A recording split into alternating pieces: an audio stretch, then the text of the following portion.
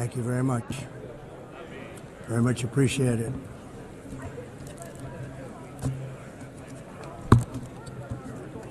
And I don't mind making this speech without a teleprompter, because the teleprompter is not working. I feel very happy to be up here with you nevertheless, and that way you speak more from the heart. I can only say that whoever's operating this teleprompter is in big trouble.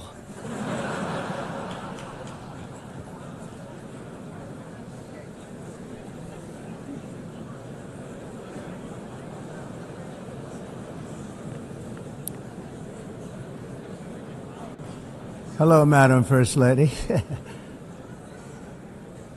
Thank you very much for being here. And Madam President, Mr. Secretary General, First Lady of the United States, distinguished delegates, ambassadors, and world leaders. 6 years have passed since I last stood in this grand hall and addressed a world that was prosperous and at peace in my first term. Since that day, the guns of war have shattered the peace I forged on 2 continents. An era of calm and stability gave way to one of the great crises of our time. And here in the United States, 4 years of weakness, lawlessness, and radicalism under the last administration delivered our nation into a repeated set of disasters. 1 year ago, our country was in deep trouble, but today, just 8 months into my administration, we are the hottest country anywhere in the world, and there is no other country even close. America is blessed with the strongest economy, the strongest borders, the strongest military, the strongest friendships, and the strongest spirit of any nation on the face of the earth. This is indeed the golden age of America. We are rapidly reversing the economic calamity we inherited from the previous administration, including ruinous price increases and record-setting inflation. Inflation like we've never had before. Under my leadership, energy costs are down, gasoline prices are down, grocery prices are down, mortgage rates are down, and inflation has been defeated. The only thing that's up is the stock market, which just hit a record high. In fact, it hit a record high 48 times in the last short period of time. Growth is surging, manufacturing is booming. The stock market, as I said, is doing better than it's ever done. And all of you in this room benefit by that. Almost everybody. And importantly, workers' wages are rising at the fastest pace in more than 60 years. And that's what it's all about, isn't it?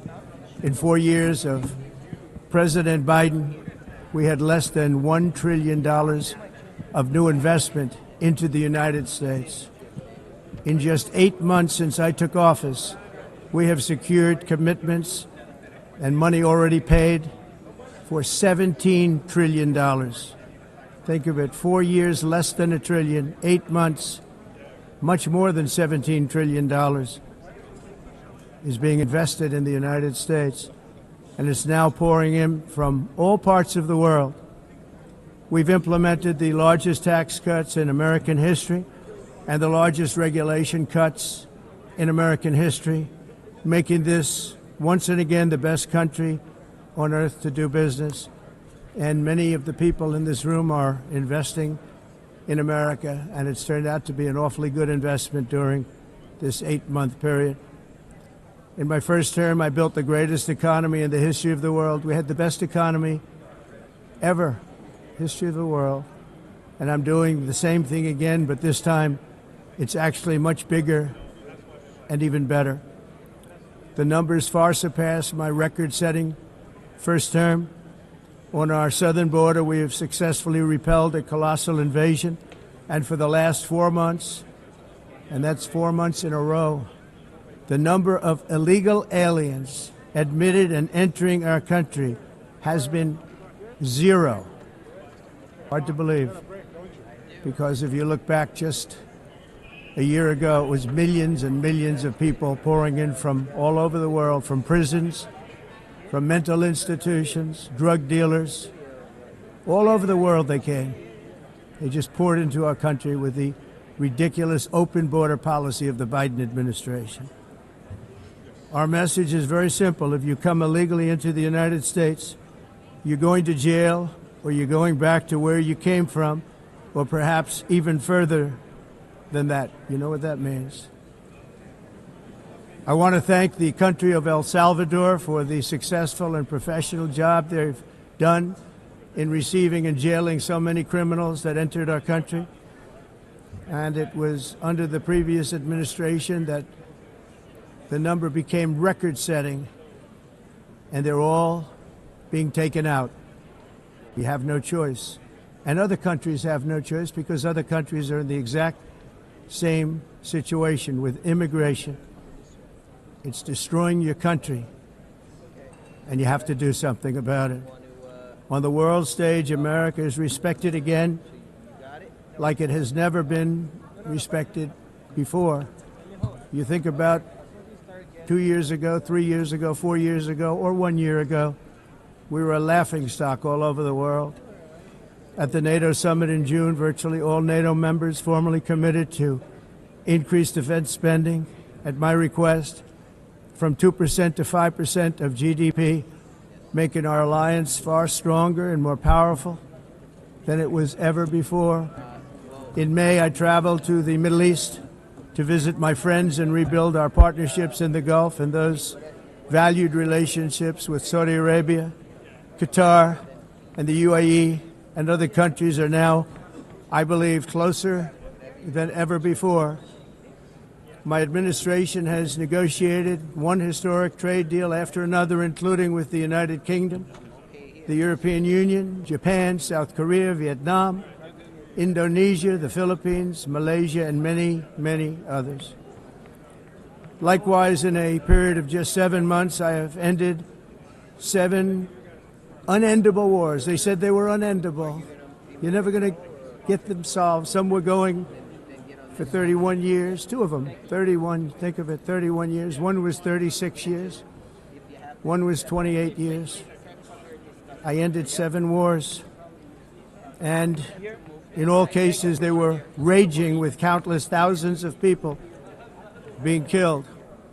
This includes Cambodia and Thailand, Kosovo and Serbia, the Congo and Rwanda, a vicious, violent war that was, Pakistan and India, Israel and Iran, Egypt and Ethiopia, and Armenia and Azerbaijan. It included all of them. No president or prime minister, and for that matter, no other country has ever done anything close to that.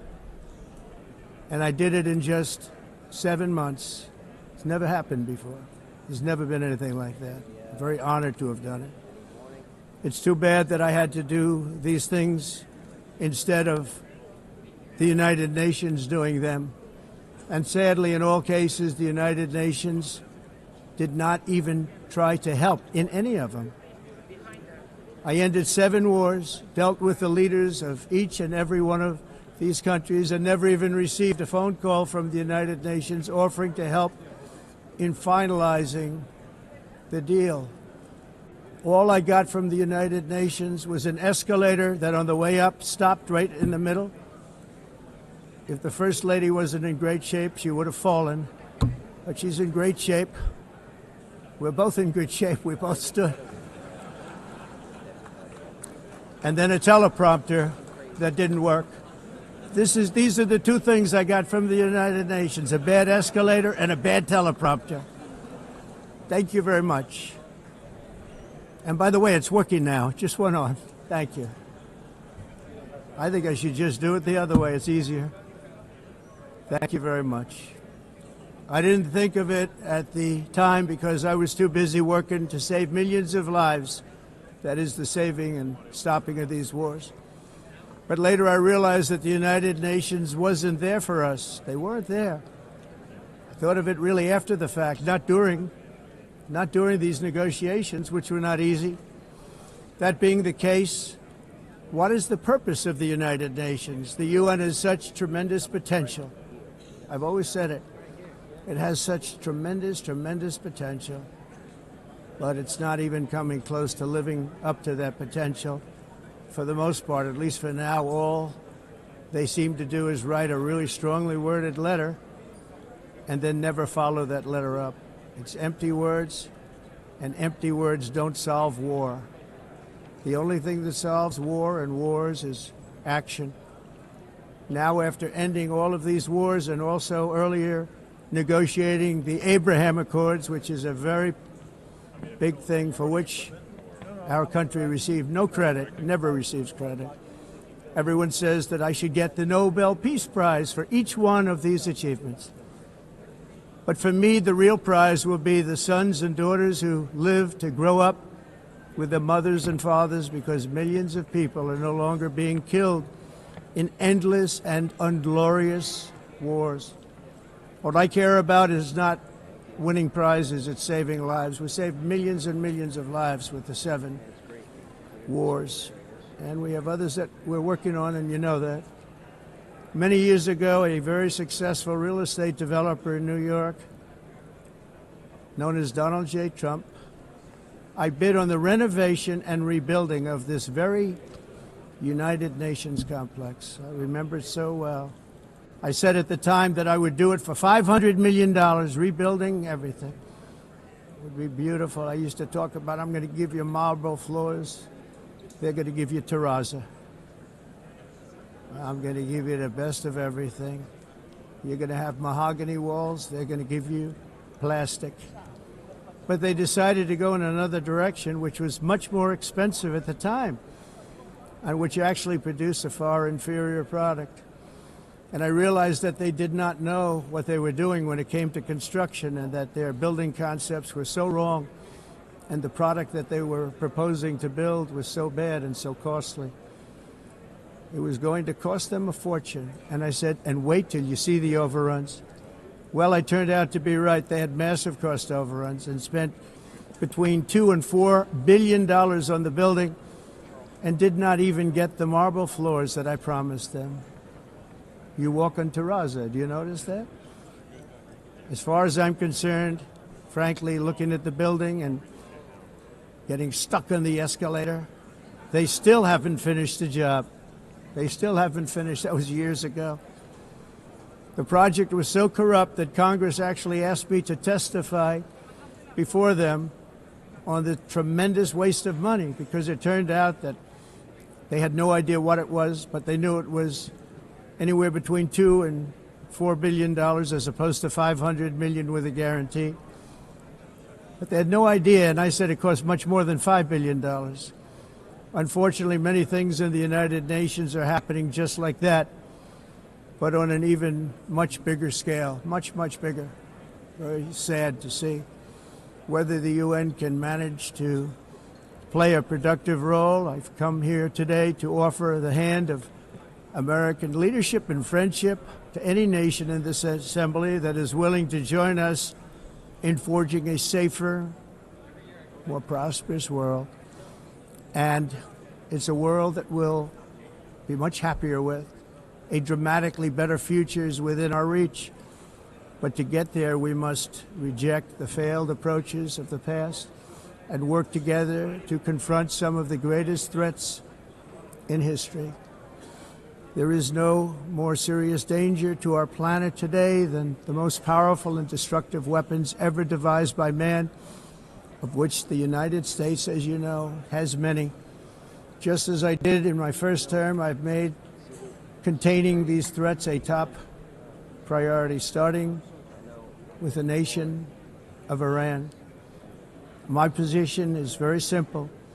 The world's #1 sponsor of terror can never be allowed to possess the most dangerous weapon. That's why shortly after taking office, I sent the so-called Supreme Leader a letter making a generous offer. I extended a pledge of full cooperation in exchange for a suspension of Iran's nuclear program. The regime's answer was to continue their constant threats to their neighbors and U.S. interests throughout the region, and some great countries that are right nearby. Today, many of Iran's former military commanders, in fact, I can say almost all of them, are no longer with us. They're dead. And 3 months ago, in Operation Midnight Hammer, 7 American B-2 bombers dropped the 14 30,000-pound each bombs on Iran's key nuclear facilities, totally obliterating everything. No other country on earth could have done what we did. No other country has the equipment to do what we did. We have the greatest weapons on earth. We hate to use them. But we did something that for 22 years people wanted to do. With Iran's nuclear enrichment capacity demolished, I immediately brokered an end to the 12-day war, as it's called, between Israel and Iran, with both sides agreeing to fight no longer. As everyone knows, I have also been deeply engaged in seeking a ceasefire in Gaza. Have to get that done. Have to get it done. Unfortunately, Hamas has repeatedly rejected reasonable offers to make peace. We can't forget October 7th, can we? Now, as if to encourage continued conflict, some of this body is seeking to unilaterally recognize a Palestinian state. The rewards would be too great for Hamas terrorists for their atrocities. This would be a reward for these horrible atrocities, including October 7th, even while they refuse to release the hostages or accept a ceasefire. Instead of giving to Hamas and giving so much, because they've taken so much, they have taken so much. This could have been solved so long ago. But instead of giving in to Hamas's ransom demands, those who want peace should be united with one message: release the hostages now. Just release the hostages now. Yeah, but I'm with you. Thank you.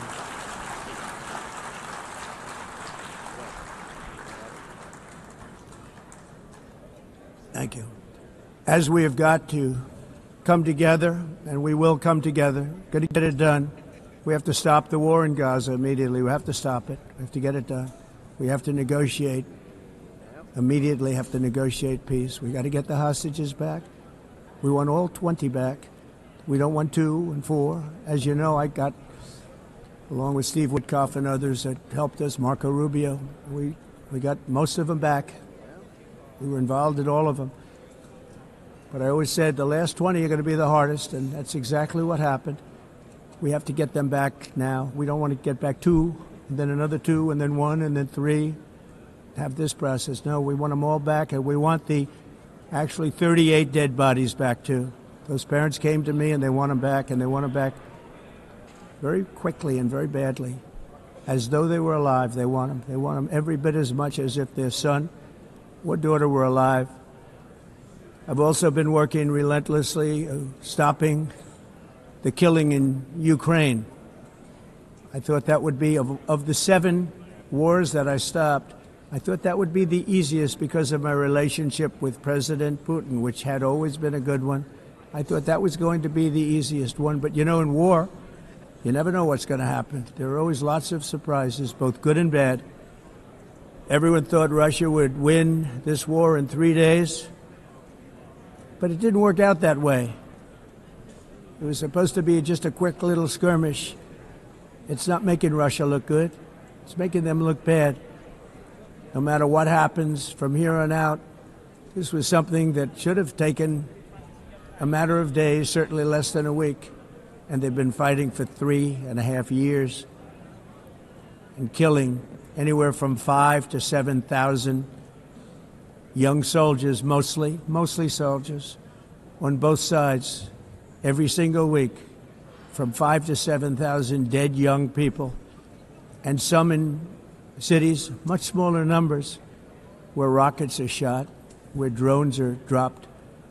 This war would never have started if I were president. This was a war that should have never happened.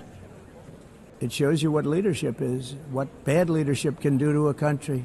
Look what happened to the United States, and look where we are right now in just a short period of time. The only question now is how many more lives will be needlessly lost on both sides. China and India are the primary funders of the ongoing war by continuing to purchase Russian oil. But inexcusably, even NATO countries have not cut off much Russian energy and Russian energy products, which, as you know, I found out about 2 weeks ago, and I wasn't happy. Think of it. They're funding the war against themselves. Who the hell ever heard of that one? In the event that Russia is not ready to make a deal to end the war, then the United States is fully prepared to impose a very strong round of powerful tariffs, which would stop the bloodshed, I believe, very quickly. But for those tariffs to be effective, European nations, all of you are gathered here right now, would have to join us in adopting the exact same measures. I mean, you're much closer to this. We have an ocean in between. You're right there. And Europe has to step it up. They can't be doing what they're doing. They're buying oil and gas from Russia while they're fighting Russia. It's embarrassing to them, and it was very embarrassing to them when I found out about it, I can tell you that. But they have to immediately cease all energy purchases from Russia. Otherwise, we're all wasting a lot of time. So I'm ready to discuss this. We're going to discuss it today with the European nations, all gathered here. I'm sure they're thrilled to hear me speak about it, but that's the way it is. I like to speak my mind and speak the truth. As we seek to reduce the threat of dangerous weapons today, I'm also calling on every nation to join us in ending the development of biological weapons once and for all. And biological is terrible, and nuclear is even beyond, and we include nuclear in that.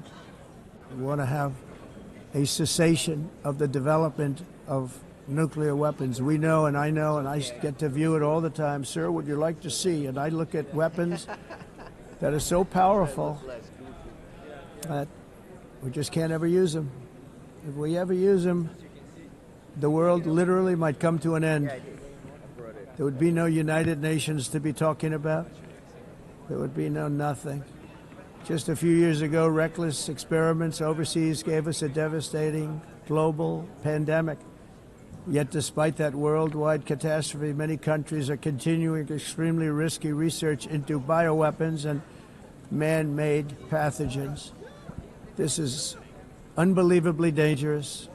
To prevent potential disasters, I'm announcing today that my administration will lead an international effort to enforce biological weapons convention, which is going to be meeting with the top leaders of the world by pioneering an AI verification system that everyone can trust.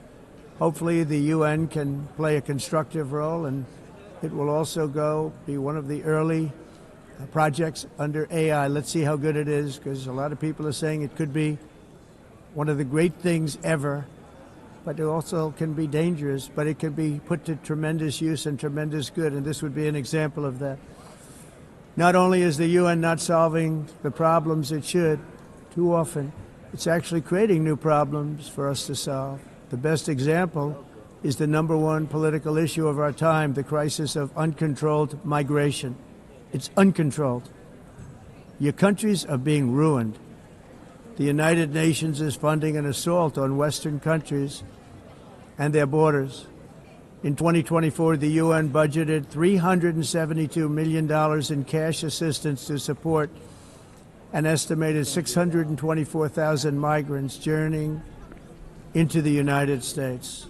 Think of that. The UN is supporting people that are illegally coming into the United States, and then we have to get them out. The UN also provided food, shelter, transportation, and debit cards to illegal aliens. Can you believe that? On the way to infiltrate our southern border. Millions of people came through that southern border. Just a year ago, millions and millions of people were pouring in, 25 million altogether over the 4 years of the incompetent Biden administration. And now we have it stopped, totally stopped. In fact, they're not even coming anymore because they know they can't get through. But what took place is totally unacceptable. The UN is supposed to stop invasions, not create them and not finance them. In the United States, we reject the idea that mass numbers of people from foreign lands can be permitted to travel halfway around the world, trample our borders, violate our sovereignty, cause unmitigated crime, and deplete our social safety net. We have reasserted that America belongs to the American people, and I encourage all countries to take their own stand in defense of their citizens as well. You have to do that because I see it. I'm not mentioning names. I see it, and I can call every single one of them out. You're destroying your countries. They're being destroyed. Europe is in serious trouble. They've been invaded by a force of illegal aliens like nobody's ever seen before. Illegal aliens are pouring into Europe. Nobody is ever, and nobody's doing anything to change it, to get them out. It's not sustainable. And because they choose to be politically correct, they're doing just absolutely nothing about it. And I have to say, I look at London, where you have a terrible mayor, terrible mayor. And it's been so changed. Now they want to go to Sharia law. But you're in a different country. You can't do that. Both the immigration and their suicidal energy ideas will be the death of Western Europe if something is not done immediately. This cannot be sustained. What makes the world so beautiful is that each country is unique. But to stay this way, every sovereign nation must have the right to control their own borders. You have the right to control your borders, as we do now, and to limit the sheer numbers of migrants entering their countries and paid for by the people of that nation that were there and that built that particular nation at the time. They put their blood, sweat, tears, money into that country, and now they're being ruined. Proud nations must be allowed to protect their communities and prevent their societies from being overwhelmed by people they have never seen before, with different customs, religions, with different everything. Where migrants have violated laws, lodged false asylum claims, or claimed refugee status for illegitimate reasons, they should, in many cases, be immediately sent home. And while we will always have a big heart for places and people that are struggling and truly compassionate, answers will be given. We have to solve the problem, and we have to solve it in their countries, not create new problems in our countries. And we are very helpful to a lot of countries that are just not able to send their people anymore. They used to send them to us in caravans of 25,000, 30,000 people each. These massive caravans of people pouring into our country, totally unchecked and unvetted. But not anymore. According to the Council of Europe, in 2024, almost 50% of inmates in German prisons were foreign nationals or migrants. In Austria, the number was 53% of the people in prisons were from places that weren't from where they are now. In Greece, the number was 54%, and in Switzerland, beautiful Switzerland, 72% of the people in prisons are from outside of Switzerland. When your prisons are filled with so-called asylum seekers who repaid kindness, and that's what they did, they repaid kindness with crime, it's time to end the failed experiment of open borders. You have to end it now. See, I can tell you. I'm really good at this stuff. Your countries are going to hell. In America, we've taken bold action to swiftly shut down uncontrolled migration. Once we started detaining and deporting everyone who crossed the border and removing illegal aliens from the United States, they simply stopped coming. They're not coming anymore. We're getting a lot of credit, but they're not coming anymore. This was a humanitarian act for all involved, because on the trips up, thousands of people a week were dying. Women were being raped. Nobody's ever seen anything like it. Raped, horribly beaten, raped. On the trip up, the journey up, it was a long walk. It was a long, arduous journey, indeed.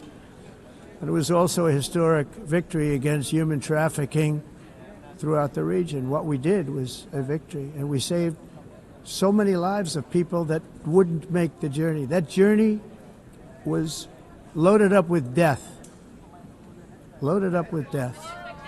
Dead bodies all along the roads of jungles to get up. They go through jungles, they go through areas so hot you couldn't breathe. They were dying of suffocation, areas so hot that you couldn't breathe. Dead bodies all over. By them not coming, we're saving tremendous numbers of lives.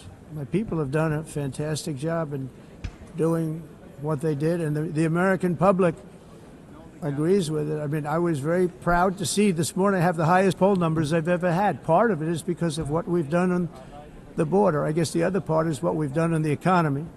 Joe Biden's policies empowered murderous gangs, human smugglers, child traffickers, drug cartels, and prisoners from all over the world.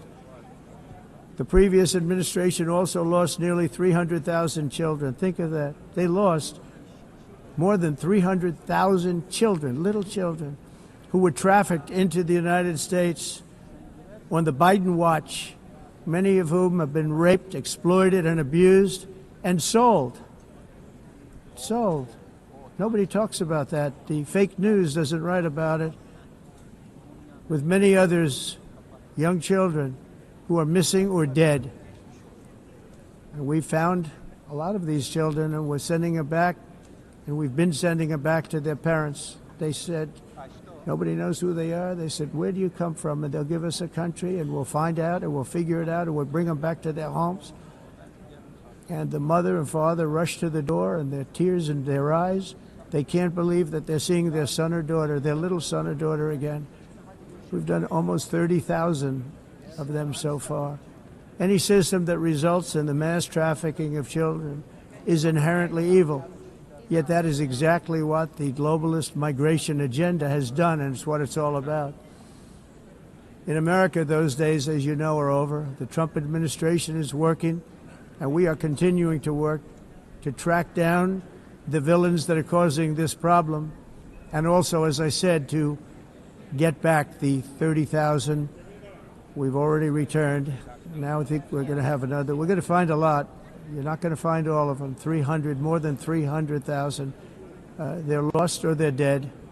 They're lost or they're dead because of the animals that did this. To protect our citizens, I've also designated multiple savage drug cartels as far as and you see this, and you see it happening right before your eyes. Let's put it this way. People don't like taking big loads of drugs in boats anymore. There aren't too many boats that are traveling on the seas by Venezuela. They tend not to want to travel very quickly anymore.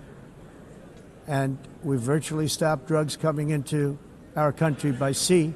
We call them the water drugs. They kill hundreds of thousands of people. I've also designated multiple savage drug cartels as far as foreign terrorist organizations, along with two bloodthirsty transnational gangs, probably the worst gangs anywhere in the world, MS-13 and Tren de Aragua. Tren de Aragua is from Venezuela, by the way. Such organizations torture, maim, mutilate, and murder with impunity. They're the enemies of all humanity. For this reason, we've recently begun using the supreme power of the United States military to destroy Venezuelan terrorists and trafficking networks led by Nicolas Maduro. To every terrorist thug smuggling poisonous drugs into the United States of America, please be warned that we will blow you out of existence. That's what we're doing. We have no choice. Can't let it happen. They're destroying. I believe we lost 300,000 people last year to drugs, 300,000. Fentanyl and other drugs. Each boat that we sink carries drugs that would kill more than 25,000 Americans. We will not let that happen. Energy is another area where the United States is now thriving like never before. We're getting rid of the falsely named renewables. By the way, they're a joke. They don't work. They're too expensive. They're not strong enough to fire up the plants that you need to make your country great. The wind doesn't blow. Those big windmills are so pathetic and so bad, so expensive to operate. And they have to be rebuilt all the time. They start to rust and rot. most expensive energy ever conceived, and it's actually energy. You're supposed to make money with energy, not lose money. You lose money, the governments have to subsidize. You can't put them out without massive subsidies. And most of them are built in China, and I give China a lot of credit. They build them, but they have very few wind farms. So why is it that they build them and they send them all over the world, but they barely use them? You know what they use? Coal. They use gas. They use almost anything, but they don't like wind. But they sure as hell like selling the windmills. Europe, on the other hand, has a long way to go, with many countries being on the brink of destruction because of the green energy agenda. And I give a lot of credit to Germany. Germany was being led down a very sick path, both on immigration, by the way, and on energy. They were going green, and they were going bankrupt. And the new leadership came in, and they went back to where they were, with fossil fuel and with nuclear, which is good. It's now safe. You can do it properly. But they went back to where they were, and they opened up a lot of different plants, energy producing plants, and they're doing well. I give Germany a lot of credit for that. They've said this is a disaster, what's happening. They were going all green. All green is all bankrupt. That's what it represents. And it's not politically correct. I'll be very badly criticized for saying it, but I'm here to tell the truth. I don't care. It doesn't matter to me. I'm in New York City. I'm feeling a lot safer. Crime, we're getting crime down. And by the way, speaking of crime, Washington, D.C. Washington, D.C. is the crime capital of America. Now it's a totally, after 12 days, it's a totally safe city. Everyone's going out to dinner. They're going out to restaurants. Your wife can walk down the middle of the street with or without you. Nothing's going to happen.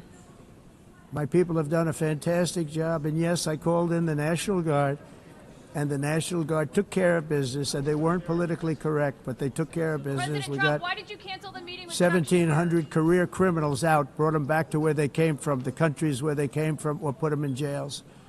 Washington, D.C. is now a totally safe city again, and I welcome you to come. In fact, we'll have dinner together at a local restaurant, and we'll be able to walk. We don't have to go by an armor-plated vehicle. We'll walk right over there from the White House. They've given up their powerful edge, a lot of the countries that we're talking about, in oil and gas, such as essentially closing the great North Sea oil. Oh, the North Sea, I know it so well. Aberdeen was the oil capital of Europe, and there's tremendous oil that hasn't been found in the North Sea. Tremendous oil. And I was with the Prime Minister I respect and like a lot, and I said, you're sitting with the greatest asset. They essentially closed it by making it so highly taxed that no developer, no oil company can go there. They have tremendous oil left, and more importantly, they have tremendous oil that hasn't even been found yet. And what a tremendous asset for the United Kingdom. And I hope the Prime Minister is listening, because I told it to him 3 days in a row. That's all he heard. North Sea oil, North Sea, because I want to see them do well. I want to stop seeing them ruining that beautiful Scottish and English countryside with windmills and massive solar panels that go 7 miles by 7 miles, taking away farmland. But we're not letting this happen in America. In 1982, the executive director of the United Nations Environmental Program predicted that by the year 2000, climate change would cause a global catastrophe. He said that it will be irreversible, as any nuclear holocaust would be. This is what they said at the United Nations. What happened? Here we are. Another UN official stated in 1989 that within a decade, entire nations could be wiped off the map by global warming. Not happening. You know, it used to be global cooling. If you look back years ago in the 1920s and the 1930s, they said, global cooling will kill the world. We have to do something. Then they said global warming will kill the world. But then it started getting cooler, so now they could just call it climate change, because that way they can't miss. It's climate change. Because if it goes higher or lower, whatever the hell happens, there's climate change. It's the greatest con job ever perpetrated on the world, in my opinion. Climate change, no matter what happens, you're involved in that. No more global warming, no more global cooling. All of these predictions made by the United Nations and many others, often for bad reasons, were wrong. They were made by stupid people that have cost their countries fortunes and given those same countries no chance for success. If you don't get away from this green scam, your country is going to fail. And I'm really good at predicting things, you know. They actually said during the campaign they had a hat, the best-selling hat. Trump was right about everything. And I don't say that in a braggadocious way, but it's true. I've been right about everything. And I'm telling you that if you don't get away from the green energy scam, your country is going to fail. And if you don't stop people that you've never seen before, that you have nothing in common with, your country is going to fail. I'm the President of the United States, but I worry about Europe. I love Europe. I love the people of Europe. And I hate to see it being devastated by energy and immigration. This double-tailed monster destroys everything in its wake, and they cannot let that happen any longer. You're doing it because you want to be nice. You want to be politically correct, and you're destroying your heritage. They must take control strongly and immediately of the unmitigated immigration disaster and the fake energy catastrophe before it's too late. The carbon footprint is a hoax made up by people with evil intentions, and they're heading down a path of total destruction. You know, the carbon footprint was a big, big thing a few years ago. I remember hearing about the carbon footprint, and then President Obama would get into Air Force One, a massive Boeing 747, and not a new one, an old one with old engines that spew everything into the atmosphere. He'd talk about the carbon footprint, we must do so. Then he'd get in and he'd fly from Washington to Hawaii to play a round of golf. And then he'd get back onto that big, beautiful plane and he'd fly back and he'd talk about, again, global warming and the carbon footprint. It's a con job. At extreme cost and expense, Europe reduced its own carbon footprint by 37%. Think of that. Congratulations, Europe. Great job.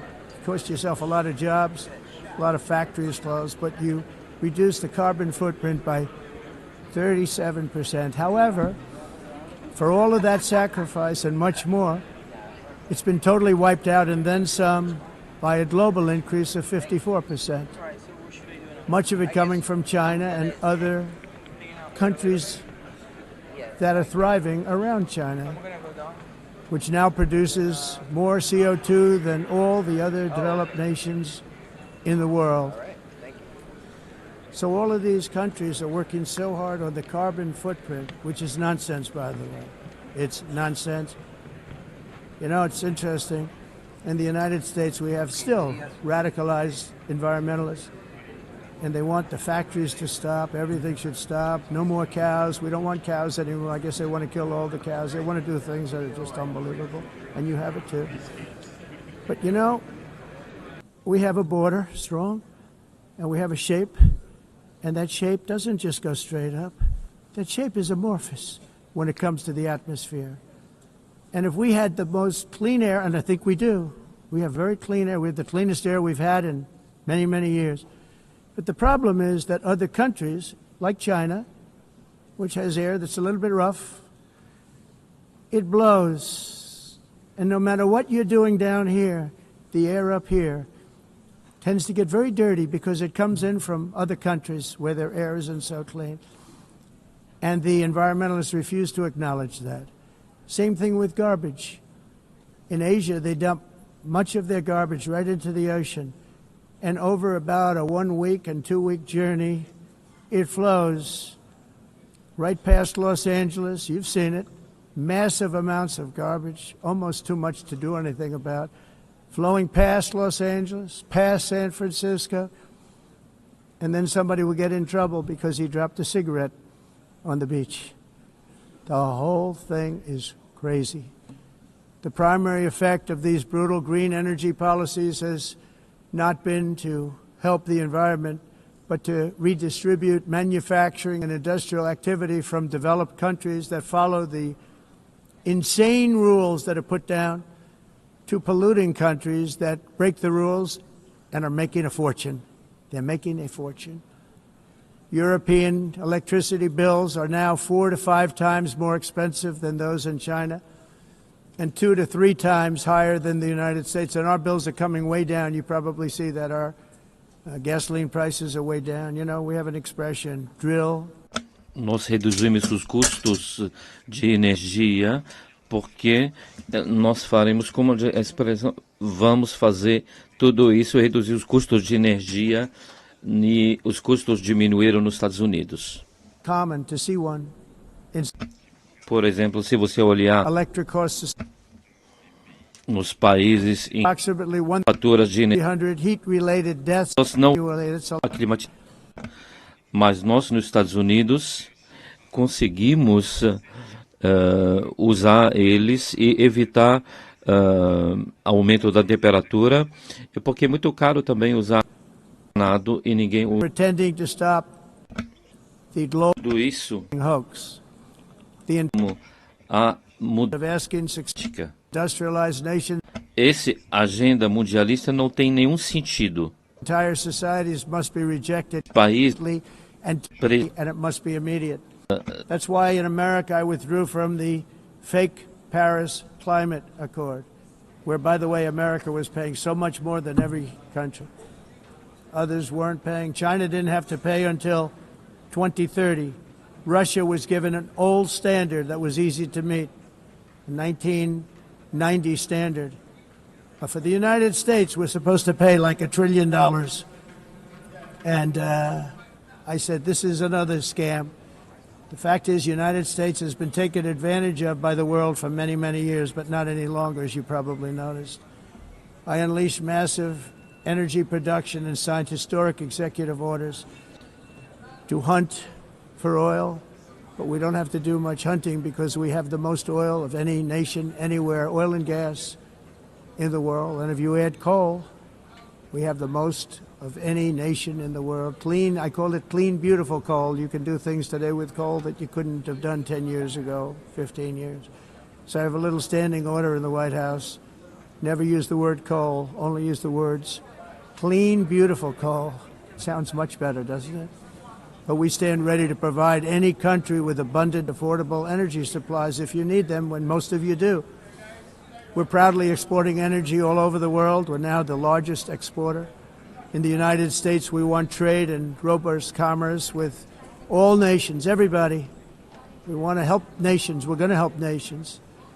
But it must also be fair and reciprocal. The challenge with trade is much the same with climate. The countries that followed the rules, all their factories have been plundered. It's really sad to watch. They've been broken. They've been broken by countries that broke the rules. That's why the United States is now applying tariffs to other countries, and much as these tariffs were for many years applied to us, uncontrollably applied to us. We've used tariffs as a defense mechanism under the Trump administration, including my first term, where hundreds of billions of dollars in tariffs were taken in. And by the way, we had the lowest inflation, and now we have very low inflation. The only thing different is that we have hundreds of billions of dollars flowing into our country. But this is how we will ensure that the system works for everyone and is sustainable into the future. We're also using tariffs to defend our sovereignty and security throughout the world, including against nations that have taken advantage of former U.S. administrations for decades, including the most corrupt, incompetent administration in history, the sleepy Joe Biden administration. Brazil now faces major tariffs in response to its unprecedented efforts to interfere in the rights and freedoms of our American citizens and others, with censorship, repression, weaponization, judicial corruption, and targeting of political critics in the United States. I have a little problem saying this because I must tell you, I was walking in and the leader of Brazil was walking out. We saw him and I saw him, he saw me, and we embraced. And then I'm saying, can you believe I'm going to be saying this in just 2 minutes? But we actually agreed that we would meet next week. We didn't have much time to talk, like about 20 seconds. They were in retrospect, I'm glad I waited because this thing didn't work out too well. But we did talk, we had a good talk, and we agreed to meet next week, if that's of interest. But he seemed like a very nice man, actually. He liked me, I liked him. But if you, and I only do business with people I like. When I don't like them, I don't like them. But we had, at least for about 39 seconds, we had excellent chemistry. It's a good sign. But also in the past, Brazil, can you believe this, unfairly tariffed our nation, but now because of our tariffs, we are hitting them back, and we're hitting them back very hard. As president, I will always defend our national sovereignty and the rights of American citizens. So I'm very sorry to say this, that Brazil is doing poorly and will continue to do poorly. They can only do well when they're working with us. Without us, they will fail, just as others have failed. It's true. Next year, the United States will celebrate the 250th anniversary of our glorious independence, a testament to enduring power and American freedom and spirit. We will also be proudly hosting the 2026 FIFA World Cup, and shortly thereafter, the 2028 Olympics, which is going to be very exciting. I hope you all come. I hope that countless people from all over the globe will take part of these will be great celebrations of liberty and human achievement, and that together we all can rejoice in the miracles of history that began in July 4th, 1776, when we founded the light to all nations. And it's something really that an amazing thing came out of that date. It's called the United States of America. In honor of this momentous anniversary, I hope that all countries who find inspiration in our example will join us in renewing our commitment, values, and those values really that we hold so dear. Together, let us defend free speech and free expression. Let us protect religious liberty, including for the most persecuted religion on the planet today. It's called Christianity. And let us safeguard our sovereignty and cherish qualities that have made each of our nations so special, incredible, and extraordinary. In closing, I just want to repeat that immigration and the high cost of so-called green renewable energy is destroying a large part of the free world and a large part of our planet. Countries that cherish freedom are fading fast because of their policies on these two subjects. You need strong borders and traditional energy sources if you are going to be great again. Whether you have come from north or south, east or west, near or far, every leader in this beautiful hall today represents a rich culture, a noble history, and a proud heritage that makes each nation majestic and unique, unlike anything else in human history or any other place on the face of the earth. From London to Lima, from Rome to Athens, from Paris to Seoul, from Cairo to Tokyo and Amsterdam to right here in New York City, we stand on the shoulders of the leaders and legends, generals and giants, heroes and titans who won and built our beloved nations, all of our nations, with their own courage, strength, spirit, and skill. Our ancestors climbed mountains, conquered oceans, crossed deserts, and trekked over wide open plains. They charged into thunderous battles, plunged into grave dangers, and they were soldiers and farmers and workers and warriors and explorers and patriots. They built towns into cities, tribes into kingdoms, ideas into industries, and small islands into mighty empires. You're a part of all of that. They were champions for their people who never gave up and who never, ever gave in. Their values defined our national identities. Their visions forged our magnificent destiny. Everybody in this room is a part of it in your own way. Each of us inherits the deeds and the myths the triumphs, the legacies of our own heroes and founders who so bravely showed us the way. Our ancestors gave everything for homelands that they defended with pride, with sweat, with blood, with life, and with death. Now the righteous task of protecting the nations that they built belongs to each and every one of us. So together let us uphold our sacred duty to our people and to our citizens. Let us protect their borders, ensure their safety, preserve their cultures, treasure, and traditions, and fight, fight, fight for their precious dreams and their cherished freedoms. And in friendship and really a beautiful vision, let us all work together to build a bright, beautiful planet, a planet that we all share, a planet of peace and a world that is richer, better, and more beautiful than ever before. That can happen. It will happen. It will happen, and I hope it can happen and start right now, right at this moment. We'll turn it around. We're going to make our countries better, safer, more beautiful.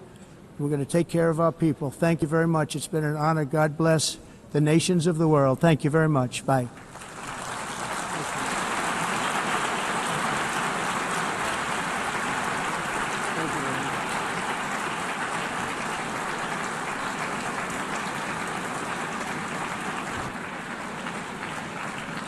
On behalf of the Assembly, I wish to thank